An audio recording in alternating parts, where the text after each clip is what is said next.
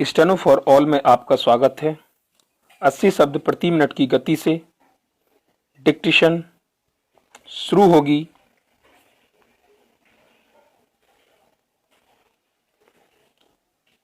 Start.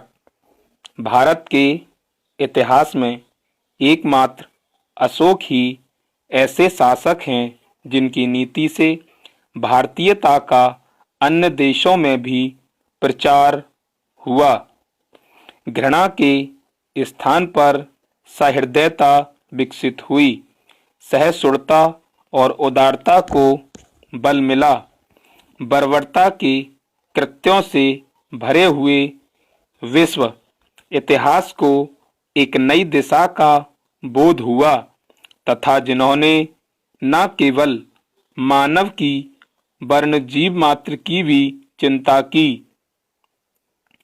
यह सर्वमान्य तथ्य है कि अशोक अपने काल के अकेले ऐसे सम्राट थे जिसकी प्रशस्ति उनके गुणों के कारण होती आई है, बल के डर से नहीं। इस लोकप्रिय शासक का काल 273 से 232 ईसा पूर्व माना जाता है। मौर्य वंश के संस्थापक चंद्रगुप्त के पौत्र तथा बिंदुसार के पुत्र अशोक अपने शासन के आरंभिक दिनों में एक कट्टर शासक थे तथा वे विशुद्ध न्याय व्यवस्था पर विश्वास करते थे। शिकार और दावत का उन्हें बड़ा शौक था। युद्ध कला में प्रवीण होने के कारण युद्ध करना उन्हें अच्छा लगता था।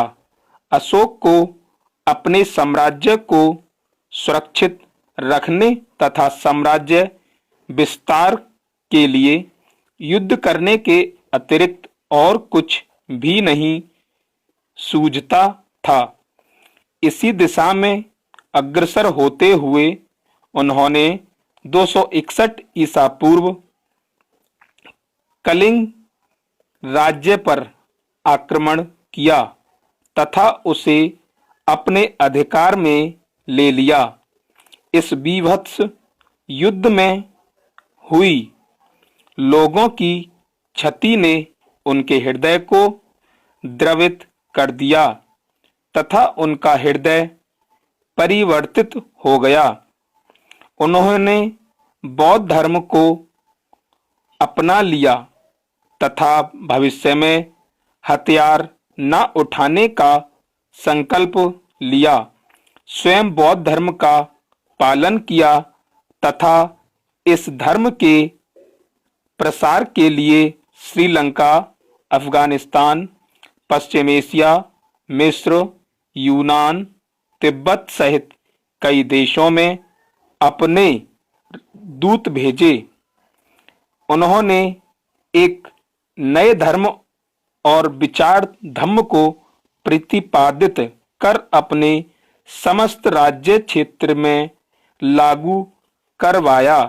सिंहाली अनुश्रुतियों दीपवंश और महावंश के अनुसार अशोक को अपने शासन के 14वें वर्ष में निग्रोध नामक भिक्षु ने बौद्ध धर्म का उपदेश देकर अत्यधिक प्रभावित किया।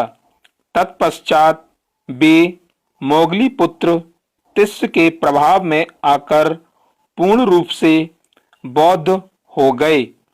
उपगुप्त नामक भिक्षु ने अशोक को बौद्ध धर्म में दीक्षित किया। सम्राट अशोक का धम्म केवल धर्म या धार्मिक व्यवस्था नहीं है, अपितु एक नैतिक व्यवस्था तथा एक सामान्य आचार संहिता है जो कि सभी धर्मों का एक समान मिलन स्थल।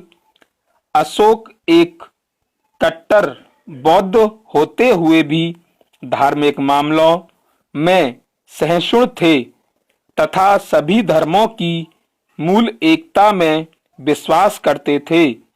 उनके शासन के दौरान धम्म के प्रचार के लिए साम्राज्य के विभिन्न क्षेत्रों में शिलालेखों तथा स्तंभलेखों की स्थापना की गई। ब्राह्म।